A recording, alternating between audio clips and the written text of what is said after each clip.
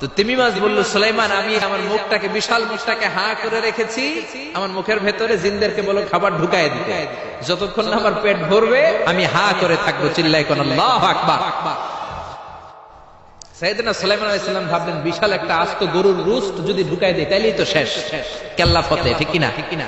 সাইয়েদনা সুলাইমান বললেন, যাও আফ্রিকার জঙ্গলের যে গরুগুলো রোস্ট করেছো, একটা রোস্ট এই তিমি মাছের পেটের ভেতরে ঢুকিয়ে দাও। জিনের বাদশা যে রোস্ট ঢুকায় দিছে। সাইয়েদনা সুলাইমান বললেন, আল্লাহ, গোটা বিশ্বের সব প্রাণীকুল, পশুকুল, পক্ষীকুল, মৎস্যকুল, মানবকুল, জিনকুল সবাইকে আমি একবেলা লাঞ্চ খাওয়াবো, দুপুরের খাবার। সবাই বলেন, কি খাওয়াবে?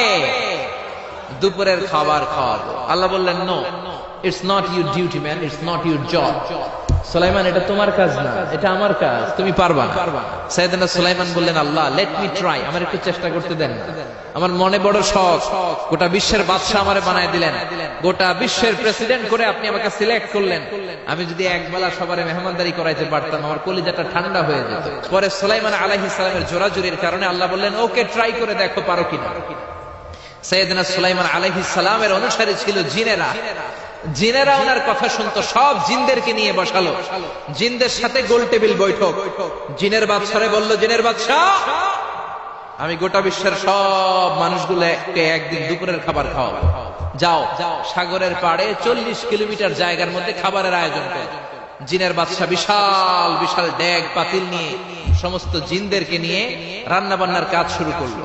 আফ্রিকার জঙ্গল থেকে আস্ত আস্ত গরুগুলোকে এনে ফ্রাই করতে আরম্ভ করলো, হরিণগুলোকে রোস্ট করতে আরম্ভ করলো, সাগরের তিমি মাছগুলোকে ভুনা করতে শুরু করলো, আকাশের বড় বড় পাখিগুলোকে রোস্ট করতে শুরু করলো। 40 কিলোমিটার ব্যাপী জায়গা নিয়ে খাবার তৈরি করা হচ্ছে, কারণ সাইয়েদনা সুলাইমান আলাইহিস সালাম গোটা বিশ্বের মানুষকে, গোটা বিশ্বের প্রাণীগুলোকে একদিন দুপুরের খাবার খাওয়াবে। তো 40 কিলোমিটার জায়গার মধ্যে খাবারের আয়োজন করা হলো। সাইয়েদনা সুলাইমান আলাইহিস সালাম বললেন, রান্না করতে থাকো। করতে করতে বিশাল রান্নার স্তূপ, বিরিয়ানির স্তূপ, খিচুড়ির স্তূপ, পোলাওয়ের স্তূপ, রেজালার স্তূপ, ঝাল গরুর মাংসের স্তূপ, কোরমার স্তূপ, সব কিছুর স্তূপ করা হলো। ফল মূল মাছ মাংস এনে স্তূপ করা হলো 40 কিলোমিটার এরিয়া নিয়ে। কয় কিলোমিটার?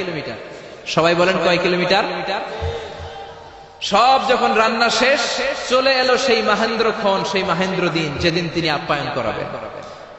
সাইয়েদনা সুলাইমান আলাইহিস সালাম উদ্বোধনী ভাষণ দিবেন, মানে উদ্বোধন করবেন। খাবার উদ্বোধন করা লাগবে না, তো গোটা বিশ্বের মানুষ খাবে, মহাবিশ্বের সব প্রাণী খাবে।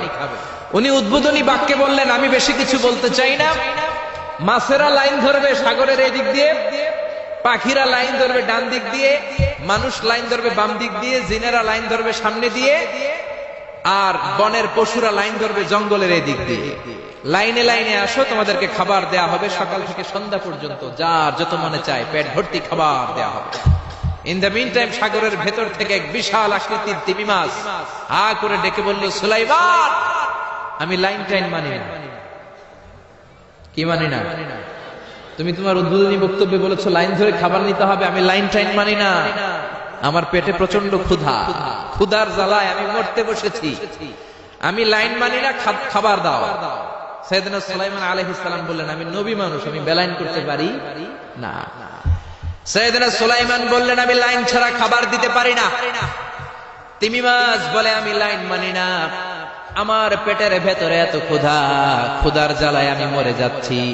তোমার এই মেহমান খানায় এসে খাবারের অভাবে আমি যদি তিমি মাছ মারা যাই, কিয়ামতের দিন আল্লাহ তোমারে ছাড়বে না রে সুলাইমান। সুলাইমান আলাইহিস সালাম পড়ে গেছে বিপদে। হায় হায়, আসলে এটা যদি মরে যায় তাহলে তো সমস্যা, ব্যাড রেকর্ড হয়ে যাবে, ঠিক কিনা? তো উনিও লাইন মেনটেন করতে বলতেছেন, তিমি মাছও লাইন মানবে না, বেলাইন। কিছু লোক আছে এরকম, পুলিশ দাঁড়ায় আছে, র্যাব দাঁড়ায় আছে, ওর মধ্যে বেলাইন করে মানে, আছে না নাই? তিমি মাছ বলে, আমি লাইন টাইন মানি না। তো সুলাইমান আলাইহিস সালাম বললেন, ঠিক আছে, সবার জন্য লাইন, শুধু এইটার জন্য বেলাইন। উনি ঘোষণা দিলেন, যাও এটারে খাবার দাও। তো তিমি মাছ বলল, সুলাইমান, আমি এই যে আমার মুখটাকে, বিশাল মুখটাকে হা করে রেখেছি, আমার মুখের ভেতরে জিনদেরকে বলো খাবার ঢুকায় দিতে, যতক্ষণ না আমার পেট ভরবে আমি হা করে থাকবো। চিল্লায় কোন আল্লাহু আকবার। সাইয়েদনা সুলাইমান আলাইহিস সালাম ভাবলেন, বিশাল একটা আস্ত গরুর রোস্ট যদি ঢুকায় দেয় তাইলেই তো শেষ, কেল্লা ফতে, ঠিক কিনা? সাইয়েদনা সুলাইমান বললেন, যাও আফ্রিকার জঙ্গলের যে গরুগুলো রোস্ট করেছো, একটা রোস্ট এই তিমি মাছের পেটের ভেতরে ঢুকিয়ে দাও। জিনের বাদশা যে রোস্ট ঢুকায় দিছে। ওইটা হা করেই আছে। সাইয়েদনা সুলাইমান বললেন কয়েকটা খাসি মেরে দাও। খাসি মেরে দেয়া হলো, এটা হা করে আছে। কয়েক বস্তা বিরিয়ানি মেরে দাও, মেরে দেয়া হলো। বললো আরো 10টা গরু ঢুকায় দাও, হা করে আছে। আরো 50টা খাসি ঢুকায় দাও, হা করে আছে। আরো কয়েক হাজার তিমি মাছ রোস্ট করে ঢুকায় দাও, ঢুকায় দিতে খাবার যত আছে দিতে শুরু করলো। ইন দা মিন টাইম 1 কিলোমিটারের খাবার শেষ। সুবহানাল্লাহ কইবেন না? তিমি মাছ বিশাল বড় হা করে বসে আছে সাগরে। জিনের বাদশা খাবার দিতে লাগলো। 1 কিলোমিটার শেষ, 5 কিলোমিটার শেষ, 10 কিলোমিটার শেষ, 20 কিলোমিটার শেষ, 30 কিলোমিটার শেষ, 40 কিলোমিটার শেষ। এখনো তিমি মাছের মুখ হা করা আছে না নাই?